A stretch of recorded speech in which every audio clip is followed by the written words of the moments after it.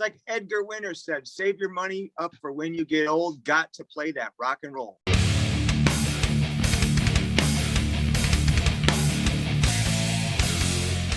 What's up, everybody? Ghost Cult Magazine welcomes in the great Tommy Clufetos. How are you doing, man? I'm excellent, but getting better. How you doing, Keith? Good, man. I'm hanging in there. This Ronald McDonald is unnerving. Yeah, how about it? I set him up for you. Oh, did you? Oh, that's awesome. I don't mind Ronald, but scary clowns freak me out. But it's cool. Right. We'll work with it. Yeah. Lots to unpack, man. New record coming out. A lot of stuff going on with you. But obviously, first things first. It's been an insane time. 13, 14 months of this pandemic, basically. And you're a touring, working musician. You had plans. Should have been on the road this whole time. So I'm super sorry for your lost income. Hopefully nothing, your family, your friends, your bandmates, all your touring partners, nobody was horribly impacted other than financially and the lack of gigs. I hope you're hanging in there during all this thing. Yeah, well, I'm hoping that you can about $100,000 would be nice. Can you spare it? I need it. Nah, Me too. It's all good, man. It's like Edgar Winter said, save your money up for when you get old. Got to play that rock and roll. Word. That's a great one to quote too. And you certainly are playing that rock and roll. You have this new group. It's been in the works for a minute. This brand new album, Tommy's Rocktrip, which is awesome. Right off the bat, the minute you hear it, it just puts you into a mindset of old school, hard rock, heavy metal, 70s, maybe early 80s, proto heavy metal. It's like pre-metal. It's not. It's songs are well written, badass, super fun, and I love everything about it. The production, the playing, everything. Hey, thank you very much. I'm glad you enjoyed it. I had a nice time making it. To me, I call it hard rock because people may consider what I do heavy metal. I don't consider it heavy metal. I'm not really a metal fan. To me, it's just kind of like my take on Detroit rock and my experiences and how I look at life and how I like to attack music. So hopefully that comes off in the record. I never set out to make a record. It was just kind of an experiment at the time because nothing was going on. And I get these kind of offers all the time. Oh, Tommy, you should record with this guy from this band, this guy from this band, and this guy from this band. And those kind of things to me are always kind of like disjointed and they never make sense. And that's not really a fulfilling thing to me because I don't really enjoy that kind of music where it's, a lot of that stuff is like wannabe rock and roll. It's programmed. It's, that's not who I am. And it's hard to find people who enjoy the same kind of music I do. So I said, why don't I do my own record? Because nothing else is going on. I've never had the opportunity. I've never had the time. I've never had that space to put my head into it. So I said, why not? It's something I've never done. And it can be an experiment for myself and a challenge to myself musically to see if I can actually maybe write a song, to see if I would like that song, to see if I can come up with riffs, to see if I can put a band together, to just challenge myself that way. So I took it as a challenge and I'm glad I did it because I was very happy with how it came out. I was proud of myself. I was proud of the musicians on the album and I dig it. So if I dig it, that was what I hoped for. If other people dig it, that's just a total bonus. Right on. I love it, man. So what was that process like? Did you pick up, you sang on this record, which is awesome, but did you pick up, other instruments you never tried before or new approaches and started woodshedding and jamming away and writing songs yourself? No, I just had different musicians come over and I would literally sing the parts I heard in my head, it was kind of arduous, the process, but that's okay because sometimes good things come out of that. I had a certain way I wanted the music to be played. I wanted a certain attack. I wanted a certain groove. I wanted certain dynamics. I wanted certain feels. And I wanted it to be fun and I wanted it to be sexy. And there's certain characteristics that I like about rock and roll that I demanded be on there because that's what I like. It was my chance to have what I like. And I captured that. it's a hell of a process when you're not using technology. I didn't do any of this sending tracks or any demos before. We didn't do that. I just wanted to kind of go, I'm sitting in my own like rehearsal studio. I've got everything here, and this is where we came up with the ideas. We got in a room and we jammed, and it's as old school. And then we went and recorded it. It's as simple as that. Nice, man. It sounds very live, like in the room. It sounds like a live band recording or a jam literally tape. as live as you can get. We didn't use any technology. Guys, you see photos of people recording, they have headphones on because the amps are in different parts, but we didn't even use headphones. All the amps were in the room, and I wanted to really capture, I was listening to the bass amp, I was listening to the guitar amp, they were listening to my drums, just like we were in my rehearsal studio. And I think there's a certain kind of freedom that comes from that when you're not attached to cables, and you don't feel the pressure of, oh, we're going to record a take now.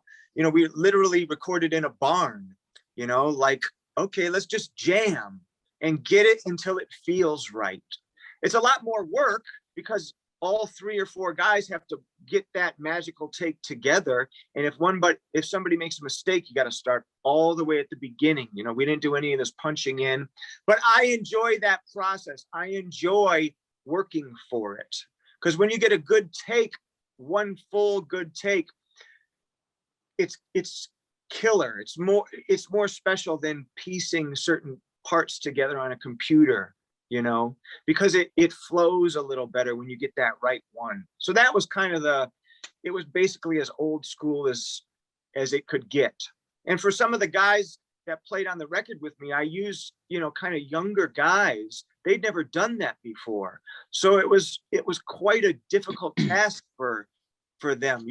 I'm watching them, their wrists are getting tired and they're cramping up, and, which I like putting people through hell to make good music. So it was fun. Nice. The taskmaster. That's okay. That works, man. That's how you get the best. I don't really consider taskmaster. It's how it should be done. When I was a kid playing 5 sets a night, you build yourself up, and I think a lot of that is lost now. Musicians now, they're missing the guts, and I wanted guts on my record. I think you can hear the guts behind it. I think you can hear the rock factor in there. I wanted the stuff to rock. I didn't want it to just be all nice. Word. I love that. This is going to sound completely bullshit, but I'm going to go with it. 2 weeks ago, I was having a conversation with my producer who's going to edit this video. And I was like, who I missed that you don't hear from much anymore? Eric frickin' Dover. And then I get Short Record and Eric Dover is there. And I love the video, man. And he came in and crushed it. He hasn't been retired or hiding under a rock, but it's just a guy that I've always felt deserved a much bigger platform and to be in a huge band because he's so good. Eric is a very talented guy, and that's why I asked him to sing on my record, because we played together when I was in Alice Cooper. He was already in the band at the time, and he was just kind of he has this wacky side. He's just a little wackier, off kilter. And I like that about him. And he has he's got a great rock voice, but it is definitely different. And it's unto himself. And he's very good in the studio. And he's saying exactly what I wanted, how I wanted. And it's nice when you don't have to you just tell people what you want and they get it. Eric Dover gets it. He's a very talented guy. And I agree with you. He should be doing better things than playing with me. Not at all. I just meant like I hadn't heard from him in a minute. Eric, he really shines in the hard rock thing. His voice fits with, I think it fits with the music that I came up really well. I think he's really more of a hard rocker than I think even he thinks. Yeah, well, I'll tell you why, because he has a fantastic ear for melody and he sings amazing melodies. So I think like his ability to deliver a hook and a chorus is so humongous, well, like his reservoir, and I think that's why. I hate to tell you, but they're all my hooks. Well, he's delivering on them. It's all my melodies and all my hooks. He made them come to life with his voice. That's awesome, man. And like I said, you sing also on this record, which is awesome. Unfortunately, I do. Don't hold it against me. I know, I love it, man. I think it's awesome. It brings a different character. It breaks up the album a little bit. It's not a drop off. I like those tracks a lot. Yeah, thank you. They were only originally scratch vocals. And if you don't know what that means, scratch vocal, I did scratch vocals, which are kind of guide vocals. So Eric could have an idea of the melodies and the lyrics. But on those songs, I go, man, they kind of sound good. And it kind of does break up the album. So let's just leave it. So we just left it. I was literally, I would literally just sit on the couch and do those. And there's kind of a laziness that came off in a good way to them. So I just said, screw it, just leave it. Nice. All the imperfections. There's a lot of cool rawness on the record. It's, nothing bad, but again, I consider raw a compliment and I dig it, man. It's, very old school. Absolutely. Raw is beautiful. I love it. Right on. And let's talk about some of the other guys, and how you chose them. Is it people you worked with previously, or are you just like, no, I'd like to work with that guy? No, I just found some young guys. Bass player named Eliot, Lorengo, I had seen maybe around town or maybe on scrolling through videos or something. He plays in this band. He played, I don't know if he still is, on this band Dorothy.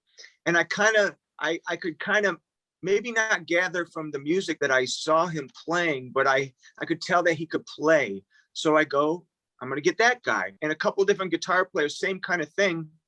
And the reason I chose maybe, let's say, unknown guys, I have a bunch of friends in the music business, but I didn't want to do that. I didn't want to have it every guy from this band. I just because I think when you're using younger guys, you can I want to use the term kind of shape, meaning when guys think they're too good to listen to you, then you can't get your full ideas out, if that makes sense. And part of the reason I wanted to do the album was because I really wanted the style of what I wanted to come through. And that being said, a few of the younger guys on that, it was really difficult because they don't kind of get it. They think they know everything. You know what I mean? And sometimes you got to take a step back from thinking that you know how to play and just listen to what somebody else, I've played for a lot of great people, and you got to learn to let what you think go sometimes. If Ozzy says he wants this song slower, I need to be open to play the song slower on that night. And I am. And sometimes you go, if you listen to some of the stuff that I did with Sabbath, we did a live album. Tony Iommi wanted some of the stuff slower. And in that style, it creates this bigger ball of movement. You know what I mean? So you got to be willing to open yourself to outside perspectives. And I think it was a slightly arduous journey with one or two of the guys, but I got what I wanted out of them. And then they rose to the occasion and did awesome job. But especially Eric Dover did great, and Eliot, the bass player, I was very proud of him. He's a great bass player and very easy to work with, and he'll do very good in this business. Nice, man. I come from a bass background and I gravitate to bass, so I love that stuff. It doesn't sound like a super group record. It doesn't sound like an all-star jamming record where one guy puts the guys together. It does feel like a band. I think that's what you were going for. It's got a real good vibe. It holds up. I've listened to it a bunch of times in a row. Some of the songs I go back. Some of the tracks I go back to again and again, but I've listened to this whole thing through a bunch of times now. So I really I'm loving it, and really puts me kind of in a place in my childhood, because it's like early Kiss and Lizzie and UFO and Deep Purple's, more progressive rock, heavy rock records, and Zepp and Sabbath, of course, and all those things. But it also sounds fresh. It sounds like it's not processed. I love the dry drums and the very compressed bass and nothing too over processed, but it also feels like, written today with those influences. I really dig it. Very nice of you to say. I couldn't have said it better myself. Thank you. Well, all right, cool. That's what writers do. Yeah, right. That's what we do. We save up that knowledge and we You're just a big ass kisser. No, I get that happens sometimes. And I love it.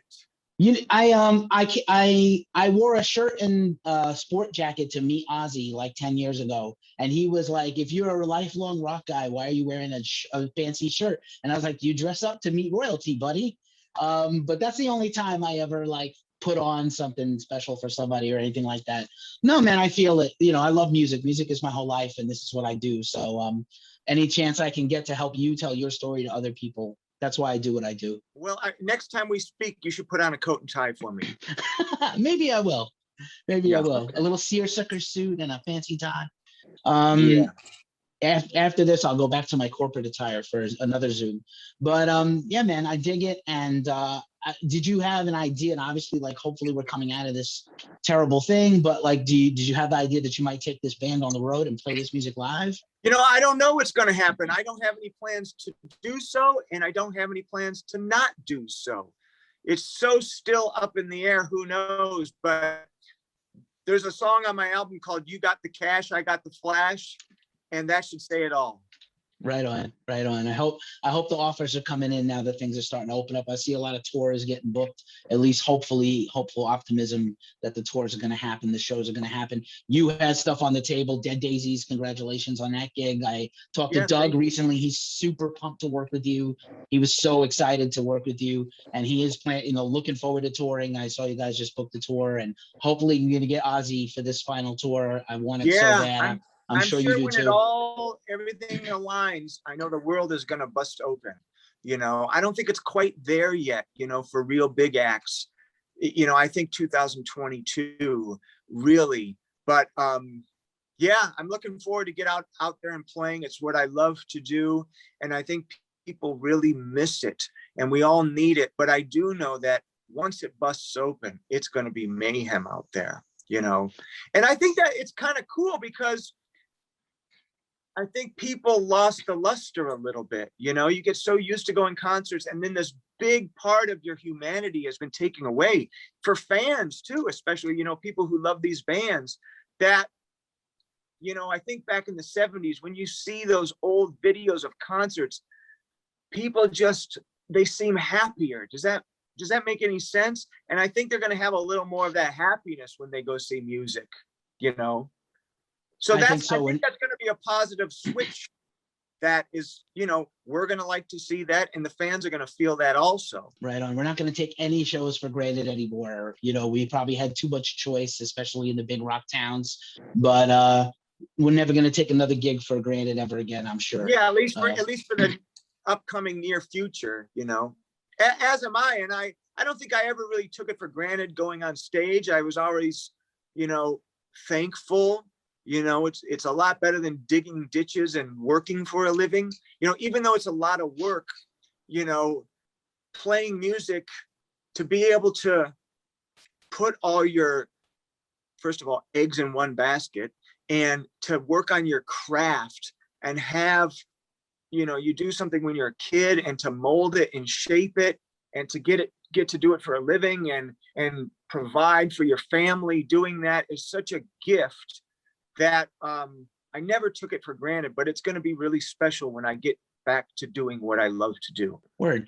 Obviously, you made this record and this is a huge labor of love, but in the meantime, while you've had this year or whatever, do you still play and rehearse and practice at the same clip every day or every week? What do you do? Absolutely. I stay at it because drums, you know, you can sit on your couch and play guitar or play bass or twiddle on your keyboard, but drums, like, I have to come in here. My drums are right over there and I got speakers on the side blasting my face off and I got to keep it up. You know, if you don't, you lose it really quick on the drums. You know, you got to come in here. It's quite the task, especially when you've had this much time off.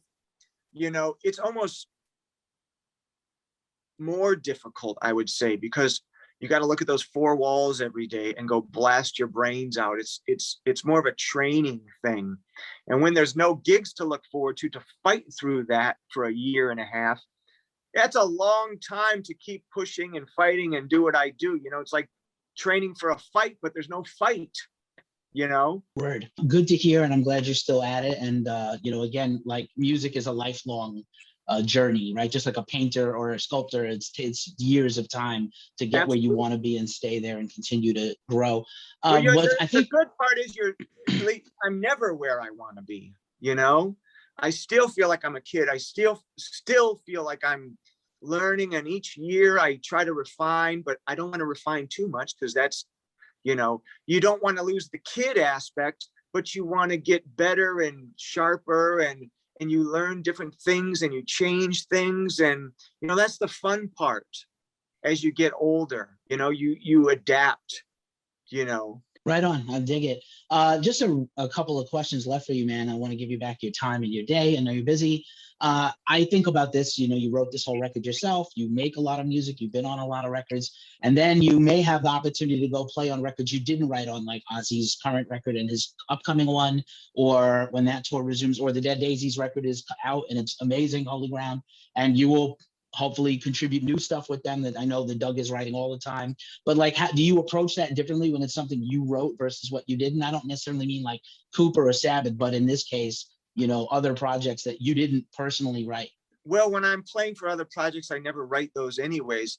But to me, I just try to do what I do the best I can and fit into that situation the best I can. So to me, that's very creative, and it's very fulfilling to me being that guy, because it's just as creative as playing the right drum part as a guitar player coming up with a chord pattern. To me, it's as important to me.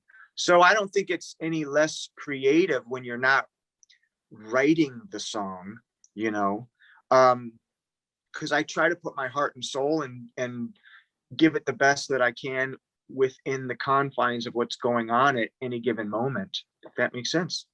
That makes total sense. I love that. Just kind of for a final thought, and I, of course, again, super pumped for your Tommy's Rocktrip album, and I love to see you play this stuff live. I hope, fingers crossed, it happens. I love to see this stuff on a stage, especially Dover and you and the guys. But I was thinking recently that like the last Black Sabbath show was 5 years ago. It just passed the anniversary, and I was thinking like, I didn't think I would be alive in a time without Black Sabbath. And I think all the guys have been, you know, obviously health isn't a concern for some of them, but they seem willing to at least do a show or a one-off. Obviously, if they called you, you'd be there. Any thoughts looking back on it that you got to do this amazing run with Black Sabbath be on that live album and do that final tour? To play on stage with those three guys was the musical peak of anything that I've ever done. So it was an absolute honor, and I learned so much, and it made me a better musician, which is the greatest gift that I could ever ask for. And I was very proud of what I did with those guys, and I think I did some damage. So it was a great moment in time for me. Awesome. And for all of us. And thank you for being there. And thank you for everything you do, man. I'm really can't tell you. I'm just we're just musicians, man, trying to get by just like anybody else. So you don't have to thank me. We thank, you know, people who pay money for tickets to allow us to do what we do and go on tour buses and go on planes and live our lives. You know, we appreciate you guys. I know everybody feels that way. So thank you very much, everybody out there. Thank you, Keith. Thank you for having me. It's been my pleasure, and all my best to you and yours.